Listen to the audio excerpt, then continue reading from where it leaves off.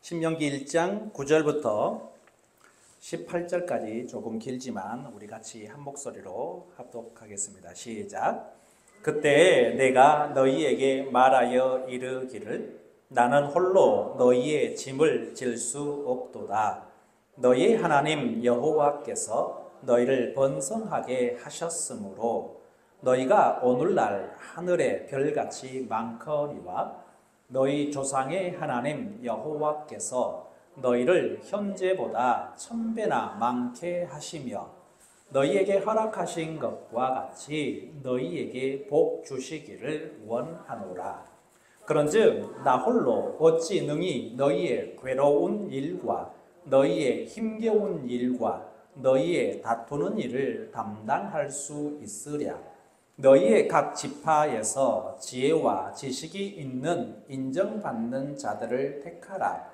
내가 그들을 세워 너희 수령을 삼으리라 한즉 너희가 내게 대답하여 이르기를 당신의 말씀대로 하는 것이 좋다 하기에 내가 너희 지파의 수령으로 지혜가 있고 인정받는 자들을 취하여 너희의 수령을 삼되 곧 각 지파를 따라 1000부장과 100부장과 50부장과 10부장과 조장을 삼고 내가 그때 너희의 재판장들에게 명하여 이르기를 너희가 너희의 형제 중에서 송사를 들을 때에 쌍방간에 공정히 판결할 것이며 그들 중에 있는 타국인에게도 그리할 것이라.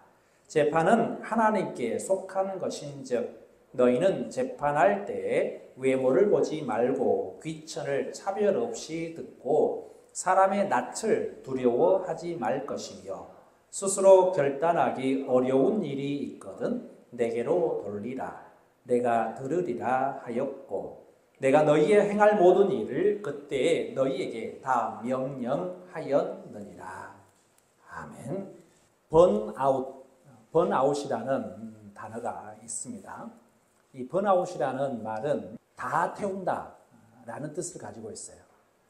화재가 났을 때 남김없이 다 태워버린 큰 화재를 이야기할 때 번아웃 이렇게 표현을 한다고 해요.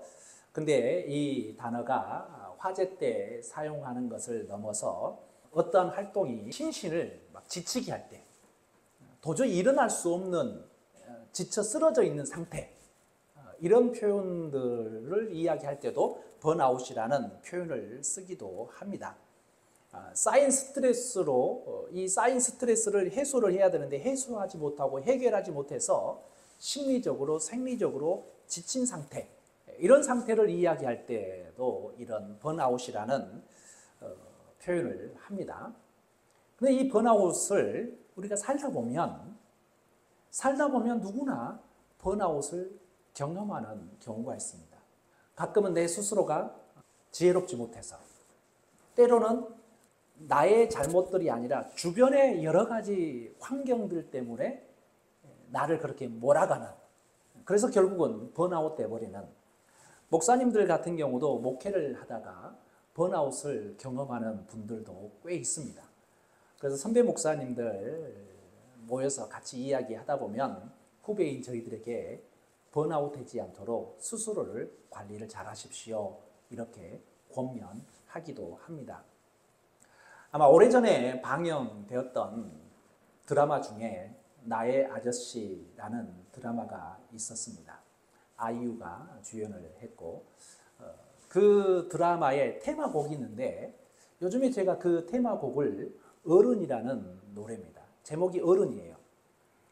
그 드라마에 등장하는 이 아이유의 상황을 테마곡으로 만든 것 같은데 요즘에 그 노래를 다시 들으는데 참 노래가 슬퍼요.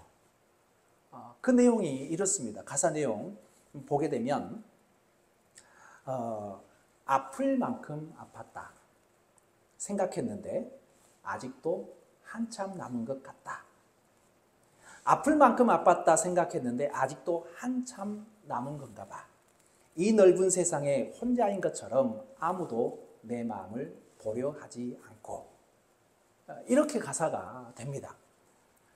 아플 만큼 아팠다고, 자기 인생이 아플 만큼 아팠다고 생각해 고생을 한 만큼 했으니까 이제 고생 끝, 이제 낙이 행복이 시작할까, 이런 생각을 아마 기대를 했는 모양인데 아직도 한참 남은 건가 봐.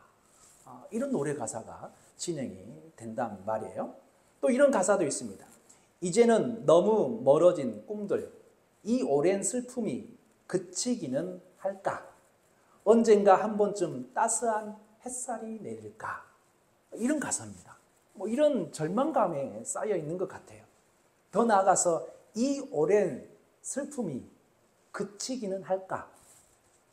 이런 이 환경을, 이 가사의 내용만 봐도 이 사람이 겪고 있는 이 환경이 얼마나 어려울까?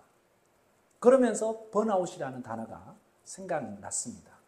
우리 인생을 살다 보게 되면 이 어려움이 그치기는 할 걸까?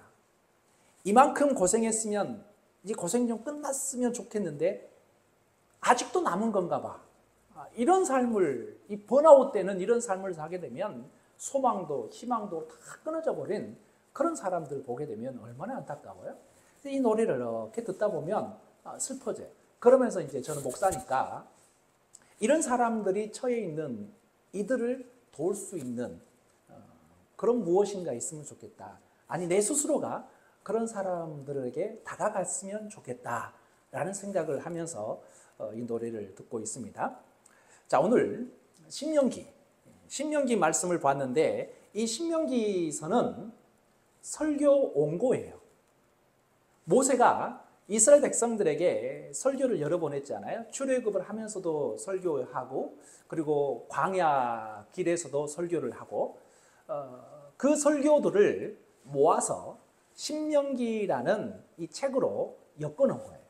그래서 오늘 읽은 1장 9절부터 4장까지 이어지는 설교가 쭉 이어지는데 그 서론이라고, 첫 번째 설교의 서론이다라고 생각하면 좋을 것 같아요. 근데 이 설교를 아마 오늘 읽지는 않았는데 신명기 1장 3절에 보니까 40째 해 11째 달 이렇게 표현하고 있는데 40년의 기간 동안에 이스라엘 백성들에게 설교했던 것 얼마나 많겠어요? 그 중에 오늘 첫 번째 설교가 진행이 되고 있는데, 자, 오늘 모세가 설교를 하면서 번아웃을 이야기하고 있는 것 같아요. 너무 힘들다. 아니, 힘들었었다. 라는 것을 이스라엘 백성들에게 지금 자기 힘듦을 표현하고 있어요. 그 위대한 모세가, 하나님께 직접 사명을 받은, 소명을 받은 이 모세가 나 너무 힘들다라고 표현하고 있는 것 같아요. 번아웃 되는 사람들은 본인 스스로가 나 힘들어라고 표현하면 좀 좋을 텐데, 번아웃 되는 사람들을 보게 되면 나 힘들어라는 말을 잘 안 하려고 합니다. 혼자 해결하려고 합니다. 혼자 해결하다 보니까 그게 오히려 더 어려움 속으로 더 끌어당기는 그런 것을 많이 주변에서 보게 되죠. 자, 오늘 본문 말씀 9절을 한번 읽어볼까요? 9절 말씀 같이 읽겠습니다. 시작. 그때 내가 너희에게 말하여 이르기를 나는 홀로 너희의 짐을 질 수 없도다. 자, 번아웃을 지금 선언하고 있습니다. 나 너무 힘들어. 나 혼자. 나는 홀로 너희의 짐을 질 수 없다. 내가 어떻게 너희의 짐을, 이스라엘 백성들의 짐을 나 혼자 어떻게 질 수 있겠어? 라고 번아웃을 지금 선포하고 있는 것입니다. 지금 모세는 이스라엘 백성들이 호렙산 앞에 진을 치고 있었던 그때를 회상하고 있어요. 그러면서 이스라엘 신세대 백성들, 광야에서 태어나고 어렸을 때부터 이 출애굽 이후에 태어난 신세대 백성들에게 설교를 하면서 나는 홀로 너희의 짐을 질 수 없다라고 선언합니다. 그동안 모세는 이스라엘 백성들 간에 일어나는 크고 작은 일들을, 크고 작은 사건들을, 얼마나 많은 일들이 발생을 했겠어요? 혼자서 다 처리했습니다. 그 많은 이 민원들을 혼자서 처리하다 보니까 아마 아침부터 밤늦게까지 이 민원을 모세가 이게 읽고, 그 다음에 한 사람 한 사람 민원을 제기하러 온다고 생각해 보세요. 싸웠던 이야기, 재산에 대한 이야기, 억울한 이야기, 하나같이 다 그런 사람들이 와가지고 모세에게 이 민원을 제기하는데 아침부터 시작해서 밤늦 때까지 아마 모세는 이 일들을 경무에 시달려야 했었던 것 같아요. 근데 이런 광경을 앞에 성경에 보게 되면 모세의 장인 이드로라는 사람이 있었어요. 이 이드로는 참 현명하고 지혜로웠던 것 같아요. 그런 광경을 보니까 너무 모세가 안타까웠겠죠. 자기 사위가 너무 안타까운 거예요. 그래서 모세에게 조언을 합니다. 혼자 그렇게 하지 말아라 라고 이야기를 하는 것이죠. 그래서 이드로가 이렇게 말합니다. 네가 하는 것이 옳지 못하도다. 너와 이 백성의 필경 기력이 쇠하리니 이 일이 내게 너무 중함이라. 네 혼자 할 수 없으리라 라고 이드로가 충고를 합니다. 모세가 하는 일들이 비능률적이라는 것이죠. 혼자서 그 많은 민원들을 제기하고 해결하고 이 과정에서 몸도 피곤하고 더 중요한 일도 하지 못하고 이런 것이 비능률적이다라고 이야기를 합니다. 아마 장인의 그런 조언을 모세는 받아들였던 것 같아요. 그래서 오늘 본문에 12절과 13절에 등장하는데 12절 13절 한번 같이 읽겠습니다. 시작. 그런즉 나 홀로 어찌 능히 너희의 괴로운 일과 너희의 힘겨운 일과 너희의 다투는 일을 담당할 수 있으랴. 너희의 각 지파에서 지혜와 지식이 있는 인정받는 자들을 택하라. 내가 그들을 세워 너희 수령을 삼으리라 한즉. 자, 아마 이 이드로의 장인의 조언을 받아들입니다. 그래서 이렇게 나 혼자 괴로운 일을 힘겨운 일들을 이렇게 감당할 수 없으니까 지혜와 지식이 있는 인정받는 사람들을 뽑아야 되겠다라고 이야기를 하는 것이죠. 지금 모세가 어떤 상황에 처해 있느냐면 12절 말씀에 보니까 괴로운 일과 힘겨운 일과 다투는 일을 혼자 해결하고 있는 것입니다. 이스라엘 백성들이 서로 괴로워하는 일, 이스라엘 백성들이 서로 힘겨워하는 일, 이스라엘 백성들이 다투는 일, 이것을 지금 모세 혼자서 다 해결하고 있는 이런 안타까운 상황에 있는 것입니다. 자, 본문 12절과 13절에 있는 것처럼 모세 혼자서 괴로운 일, 힘겨운 일, 다투는 일을 자기 혼자 감당하다 보니까 아주 너무 힘들었던 것 같아요. 이 담당할 수 있는 이 역량이 벗어나 버린 그런 상황이었던 것 같습니다. 한번 15절도 같이 읽어보도록 하겠습니다. 그래서 15절에 어떤 사람들을 뽑느냐면 15절 같이 읽습니다. 시작. 내가 너희 지파의 수령으로 지혜가 있고 인정받는 자들을 취하여 너희의 수령을 삼되 곧 각 지파를 따라 천부장과 백부장과 50부장과 10부장과 조장을 삼고. 자, 사람을 뽑았습니다. 근데 사람을 뽑았는데 어떤 사람을 뽑았느냐면 지혜가 있고 인정받는 사람을 뽑았습니다.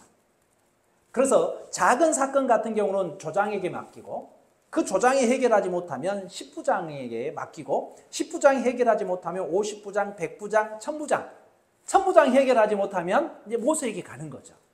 왜냐하면 하나님께서 모세에게 지혜를 주셨기 때문에 이 모든 이스라엘 백성들을 재판하고 판결할 수 있는 그 최고의 능력은 아마 모세에게 있었던 것 같아요. 예전에는 아주 사소한 것까지도 모세가 다 해결했어요. 근데 이제는 이렇게 지혜 있는 사람들에게 인정받는 사람들을 취하여 조장이 하지 못하면 10부장, 10부장이 하지 못하면 50부장, 100부장, 1000부장, 그리고 모세, 이렇게 올라가는 이런 시스템을 만든 것 같습니다. 자, 그런데 사람을 뽑을 때 어떻게 뽑았느냐? 지혜 있는 사람, 인정받는 사람을 뽑았다라는 것이 중요합니다.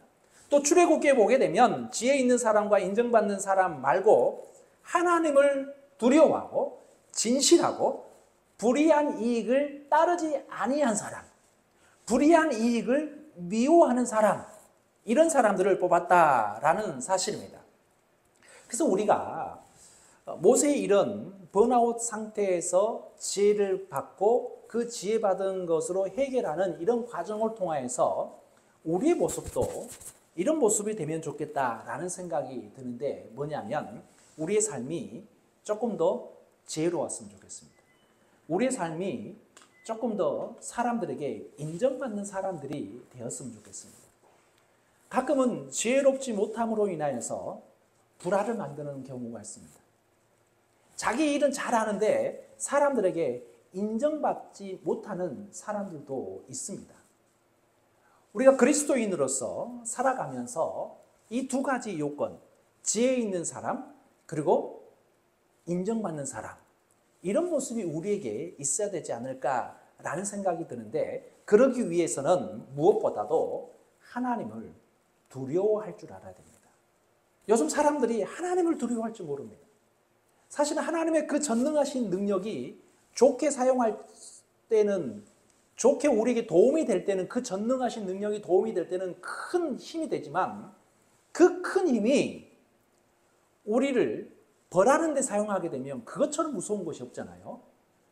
우리는 하나님을 두려워해야 되는데, 온전하게 범죄자가 갖는 부정적인 측면의 두려움이 아니라 하나님에 대한 신뢰, 존경, 이런 것 위에서 하나님을 공경하고 섬기는 그 마음이 있어야 되는 것입니다.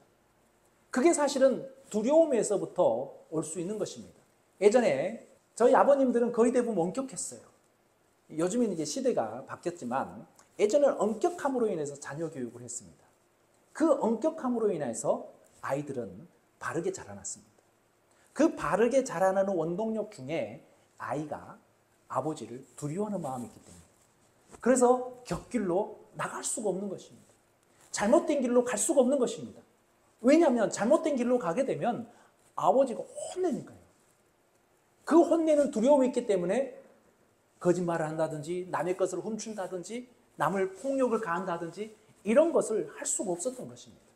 그 두려움, 아버지를 존경하는 마음으로 두려워해서 내 길을 올바르게 갈 수 있는 것, 하나님에 대한 존경, 하나님에 대한 공경, 이거 하나님에 대한 두려움도 우리에게 있어야지 우리가 올바른 크리스찬의 모습으로 살아갈 수 있음을 우리가 분명히 기억해야 됩니다. 그리고 우리는 진실해야 돼요. 진실함이 우리에게 있어야 되는데, 여기서 진실은 하나님의 성품 가운데 하나인데 이 진리라는 뜻을 가지고 있습니다. 그런데 본문에서처럼 사람에게 사용될 때는 확실하여 신뢰할 만한, 그러니까 진실한 사람은, 야, 저 사람은 확실해서 내가 신뢰할 수 있어, 내가 믿을 수 있어 라고 할 수 있는 그런 사람, 그런 사람이 우리의 이 성경에서 이야기하고 있는 진실해야 된다라는 것을 의미하고 있는 것입니다. 또 하나의 덕목은 불의한 이익을 미워해야 됩니다. 불의한 이익을 미워할 수 있는 그런 모습이 우리에게 있어야 되는데, 정당한 방법과 노력의 대가로 얻은 재산이 아닌 강제로 타인에게 빼앗은 재물이거나 타인으로부터 뇌물로 받은 재물 등을 우리는 미워해야 됩니다. 즉 부당하게 취한 소득이나 불법적인 재물을 용납치 않고 오히려 그것에 대해 혐오하고 멀리하는 인물, 이게 바로 이스라엘 백성들에게는 필요했던 것입니다. 아마도 그 이전에는 이런 일들이 조금씩 있었던 것 같아요. 뇌물을 받고 판결을 잘못하고 이런 경우들이 지금 이 시대에도 있지만 이 신명기 시대, 이 출애굽하고 광야 생활 가운데서도 아마 그러한 현상들이 있었던 것 같아요. 자, 그렇습니다. 사람들은 재물을 좋아합니다. 더 나아가서 이 백성들의 고혈을 빨고 치부에 힘쓰고 뇌물을 받기 좋아하는 그런 사람들이 이스라엘 백성 중에 있었다는 것인데, 이런 사람들은 절대 사람들에게 인정받을 수가 없는 것이죠. 그런 사람들은 절대 지혜로운 사람이다라고 할 수 없는 것입니다. 자, 심지어는 17절 한번 볼까요? 17절을 봅니다. 시작. 재판은 하나님께 속한 것인즉 너희는 재판할 때 외모로 보지 말고 귀천을 차별 없이 듣고 사람의 낯을 두려워하지 말 것이며 스스로 결단하기 어려운 일이 있거든 내게로 돌리라, 내가 들으리라 하였고. 자, 재판할 때 해서는 안 되는 행동에 대해서 이야기하고 있습니다. 사실 재판에 대한 이야기를 하고 있지만 우리의 모습하고도 적용할 수 있습니다. 우리가 사람을 판단할 때 이렇게 하지 말라는 것입니다. 우리가 사람들을 만나잖아요. 인사하잖아요. 처음 뵙겠습니다. 반갑습니다. 이런 인사하잖아요. 그런 사람을 판단하고 사람을 대할 때 이렇게 하지 말라라는 것을 주의를 주고 있습니다. 사실 조선시대의 종이나 링컨 미국의 링컨 대통령 이전에 미국 흑인들은 재판을 받을 수도 없었습니다. 억울한 일이 있거나 억울한 일이 있어도 종이라는 이유로, 흑인이라는 이유로 정당한 재판을 받을 수가 없었습니다. 그냥 그들은 종이라는 이유, 흑인이라는 이유로 이들은 그냥 유죄였습니다. 심지어는 양반이 종을, 주인이 노예를 죽여도 그냥 이걸 어떻게 할 수가 없었던 것입니다. 그냥 그걸 받아들일 수밖에 없었던 것이죠. 그런 시대를 살았던 그런 역사도, 과거의 역사도 있습니다. 그런데 성경 말씀은 사람을 대할 때 이런 거 너희들 절대 하면 안 된다 라고 하는 이야기. 자, 보게 되면 외모를 보지 말아라 라고 이야기하고 있습니다. 사람들은 외모를 보게 되면 안 되는 것이죠. 재판을 하면서 친분이나 이해관계를 이유로 편파적인 판결을 하면 안 된다는 것이죠. 우리들도 이 선입관이라는 게 있습니다. 참 저 사람 선하게 생겼다. 참 저 사람 착하게 생겼다. 선입관이라는 것이 있어서 사람들을 외모로 평가하는 경우가 종종 있습니다. 여러분들은 어떻습니까? 여러분들 사회생활하면서 사람을 만날 때 그런 외모로 사람을 판단한 경우가 정말 한 번도 없었습니까? 우리는 살다 보니까 의외로 외모로 판단하는 경우가 의외로 많더라고요. 두 번째는 귀천을 차별 없이 듣는 행위. 귀하고 천한 것을 이걸 따로따로 구별해서 들으면 안 된다는 것이죠. 귀천의 구별 없이 똑같이 들어라, 똑같이 판단해라 라는 것입니다. 재물을 기준으로는 가난한 자와 부한 자, 권력을 기준으로는 힘 없는 자와 힘 있는 자, 신분을 기준으로는 평범한 자와 중요한 자, 이런 것을 차별하면서 들으면 안 된다라는 것입니다. 우리도 사람들을 평가할 때 이 부분에 대해서 가난한 사람을 대할 때라든지 부자한테 대할 때 우리의 스스로의 모습이 생각해 보아야 됩니다. 힘 없는 자와 힘 있는 자를 대할 때도 마찬가지죠. 귀한 자, 천한 자 이런 거 구별 없이 공평하게 대해주라. 인간관계 가운데 그런 모습을 우리가 해야 되는 것입니다. 이런 것들이 잘 남성과 여성 이런 성차별적인 모습도 많은 시대를 많이 좋아졌습니다. 많이 평등하게 되어가고 있는데 아직도 많은 부분에 대해서 부족한 것이 분명히 있죠. 그래서 오늘 본문에 등장하는 이 천부장, 백부장, 50부장, 10부장, 조장 이런 사람들에게 있어서는 모두를 동등하게 대해야 된다라고 지금 모세는 설명하고 있습니다. 자, 이런 모습을 보니까요. 성경이 쓰여진 지가 얼마나 오래됐습니까?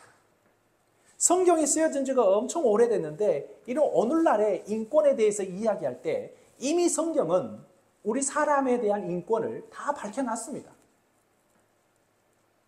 이 수천 년 된 이 신명기, 출애굽, 이 광야, 이 40년 이 기간에 인권을 다 다뤘어요. 근데 우리의 인권, 현재를 살아가고 있는 우리의 인권은 아직도 멀었어요. 계속해서 또 성장하고 또 고쳐가고 또 여러 가지 부분들에 대해서 많이 좋아지는 그런 사회로 만들어 나가야 되는 것이 성경의 원리입니다. 성경에서 하나님께서 이렇게 하라는 것입니다. 근데 우리가 그걸 하지 못함으로 인해서 어려움이 있는 것이죠.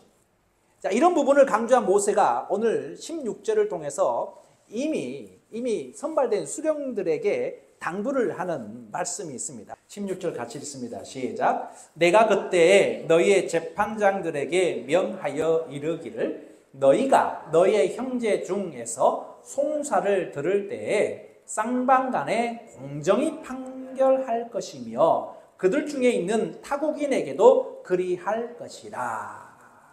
자, 송사를 들을 때 쌍방간에 공정히 판결해라. 근데 이 공정이라는 말은요, 이 시대에 이민한 사람들, 우리나라 사람들이요, 미국에 이민을 갔잖아요. 미국에 이민을 가가지고 아주 험악한 세월을 살았다라고 이민 1세대 같은 경우는 그런 경험담들을 이야기합니다. 이민 생활 얼마나 어려워요. 그 나라에서 자기 국민으로 인정을 안 해주는 것입니다. 법이 다릅니다. 출애굽 시대의 모세 하나님의 법이 뭐냐면 쌍방간에 공정히 판결할 것이며 그들 중에 있는 타국인에게도 이민자에게도 거류민에게도 똑같이 그렇게 판결해라 라는 것입니다. 이게 하나님의 법이에요. 이 성경에 쓰여진 이 하나님의 법인데 이게 사실은 오늘날에도 잘 지켜지지가 않습니다. 판결이 어긋나고요. 연수원, 동기, 이런 것들, 정관예우, 이런 거 보게 되면 얼마나 억울한 일들이, 판결이 어긋나는 경우들이 많이 있음을 우리는 분명히 오늘날 보게 됩니다. 성경의 정신은, 하나님의 정신은 절대 그렇지 않습니다. 공정하게 판결해라. 너 친한 사람이라고 해서, 너 가족이라고 해서 그 판결을 굽지 말아라. 공정하게 해라. 심지어는 외국인이라 할지라도, 심지어는 이민자라 할지라도 똑같이 그렇게 공정하게 할 것을 강조하고 있는 것입니다. 이게 바로 하나님의 공의입니다. 하나님의 공의를 실천하며 이런 판결을 하기를 모세가 지금 이스라엘 백성들에게, 특히 지도자들에게 당부를 하고 있습니다. 자, 오늘 우리가 분명히 기억해야 될 문제, 아까 제가 처음 서론에서 번아웃이라는 단어를 사용했는데, 모세가 나 홀로 너희의 짐을 질 수 없다. 번아웃을 지금 선포하는, 우리가 생각하게 됩니다. 모세 같은 경우는요, 아주 위대하여서 사람들이 엄청나게 따랐습니다. 왜냐하면 하나님을 직접 본 사람이고 하나님의 명령을 직접 듣고 행했던 사람이잖아요. 출애굽을 할 때 애굽에 가가지고 10가지 재앙을 선포하기도 하고 그대로 행하기도 하고, 또 말 잘하는 아론이 형인데도 불구하고 모세를 떠받들었잖아요. 하나님의 권위를 인정해서 40년 동안 그 역할들을 했기 때문에 이스라엘 백성들에게 모세는 얼마나 영웅적이고 얼마나 위대했겠어요.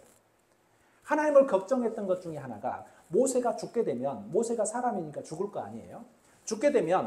모세가 죽게 되면 이스라엘 백성들이 모세 무덤 앞에 가가지고 늘 가가지고 모세를 그리워하고 모세가 했던 것들을 그리워하면서 이게 새로운 지도자에게 가지 않고 모세 무덤에 와가지고 막 할 수도 있는 거잖아요. 모세를 우상시하고. 그거 걱정해서 모세에는 무덤이 없습니다. 우리는 모세의 위대함을 봅니다. 그러나 성경에는 이런 위대한 모세였음에도 불구하고 번아웃을 선포하는 그런 연약한 인물이었다라는 사실입니다. 그래서 우리는 모세나 우리나 똑같은 사람으로서 우리들도 번아웃을 경험할 수 있습니다. 모세도 이렇게 번아웃을 경험한 것처럼 우리들도 번아웃을 고백할 수 있음을, 이렇게 겪을 수 있음을 우리가 기억을 해야 된다는 거예요. 생각해 보세요. 모세가 이스라엘 백성들을 혼자서 감당했을 때는 여자나 노인이나 어린아이 제외하고 인구가 50만 명이었어요.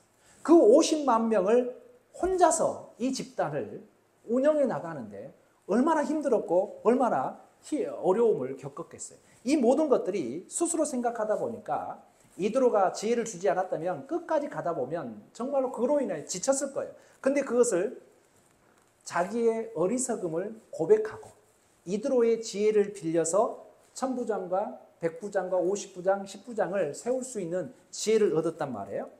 모세는 하나님과 직접 대면한 사람이었음에도 불구하고 이런 약점이 있었습니다. 이런 연약함이 있었습니다.